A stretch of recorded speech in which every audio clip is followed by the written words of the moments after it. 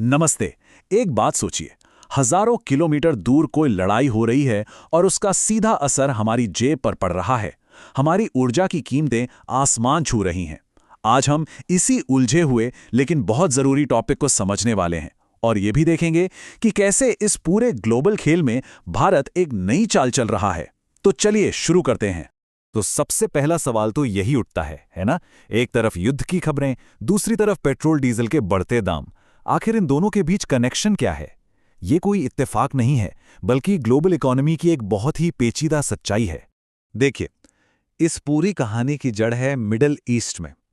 ये वो इलाका है जो दशकों से मतलब कई सालों से दुनिया का एनर्जी हब रहा है। लेकिन हाल के दिनों में यहाँ टेंशन इतना ज्यादा बढ़ गया है कि उसका असर पूरी दुनिया महसूस कर रही है। तो हो क्या रहा है कि इस इलाके में जो भी टेंशन होती है उसका सीधा असर पूरी दुनिया में तेल की कीमतों पर पड़ता है। कीमतें एकदम से ऊपर चली जाती हैं और ये सिर्फ किसी एक देश की समस्या नहीं है। इसके आर्थिक नतीजे सबको भुगतने पड़ते हैं। क्योंकि देखिए, जब तेल महंगा होता है ना, तो लगभग हर चीज महंगी हो जाती है। चलिए, अब जरा ये समझते हैं कि इस टेंशन का तेल की सप्लाई पर सीधा सीधा क्या असर पड़ रहा है। क्योंकि असल खेल सिर्फ कीमत का नहीं, सप्लाई का है। मतलब सप्लाई चेन में जो रुकावट आ रही है उसका है। देखिए, हो ये रहा है कि खाड़ी देशों से तेल और गैस लाने वाले जो मेन रास्ते हैं ना, जो समुद्री रास्ते हैं, वो अब उतने सेफ नहीं रहे। और इस रुकावट की वजह से एक ग्लोबल सप्लाई क्राइसिस पैदा हो गया है।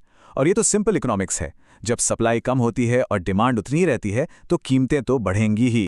और इसका सबसे ज्यादा असर झेल कौन रहा है? दुनिया के दो सबसे बड़े इंपोर्टर्स, एशिया और यूरोप। इन्हीं जगहों पर खाड़ी देशों के तेल और गैस की सबसे ज्यादा खपत होती है। तो जब उनकी सप्लाई लाइन में दिक्कत आती है तो उनकी पूरी इकोनॉमी पर प्रेशर आ जाता है। लेकिन इस पूरी ग्लोबल उथल-पुथल के बीच कहानी में आता है एक नया मोड़। और ये मोड़ है भारत का जवाब। एक ऐसी स्ट्रैटेजी जो न सिर्फ इस क्राइसिस से निपट रही है, बल्कि फ्यूचर के लिए एक नया रास्ता भी बना रही है। तो हुआ ये कि जब पूरी दुनिया इस टेंशन से परेशान थी, एक बड़ी इंटरेस्टिंग रिपोर्ट सामने आई। इस रिपोर्ट ने बताया कि भारत चुपचाप नहीं बैठा है, वो कुछ बहुत बड़े और एक्टिव कदम उठा रहा है। और वो कदम क्या है? उसे कहते हैं स्ट्रेटेजिक डाइवर्सिफिकेशन। अब इसका मतलब क्या है? बड़ा सिंपल है। भारत अब अपनी एनर्जी की जरूरतों के लिए सिर्फ एक इलाके पर डिपेंडेंट नहीं रहना चाहता। रिपोर्ट के मुताबिक भारत अपनी एनर्जी सिक्योरिटी के लिए अब रूस और लैटिन अमेरिका जैसे दूसरे इलाकों से तेल और गैस का इंपोर्ट बढ़ा रहा है। और ये एक बहुत बड़ा स्ट्रेटेजिक शिफ्ट है। तो भारत ने ये मूव तो ले लिया। अब सवाल यह है कि आगे क्या होगा? इस बदलाव के लंबे समय में क्या नतीजे हो सकते हैं? चलिए अब इस पर एक नजर डालते हैं। तो यहां से जो सबसे बड़ी बात समझने वाली है वो ये है कि भारत का ये फैसला सिर्फ इस एक क्राइसिस का रिएक्शन नहीं है। नहीं, ये उसकी एनर्जी सिक्योरिटी को लेकर सोच में एक फंडामेंटल चेंज है।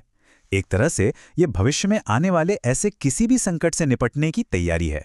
तो अब एक बड़ा सवाल ये खड़ा होता है, क्या भारत की ये नई स्ट्रैटेजी ग्लोबल एनर्जी ट्रेड का पूरा नक्शा ही हमेशा के लिए बदल देगी? क्या दूसरे देश भी अब इसी रास्ते पर चलेंगे? खैर, इसका जवाब तो वक्त ही देगा, पर एक बात तो पक्की है, गेम के रूल्स अब बदल रहे हैं।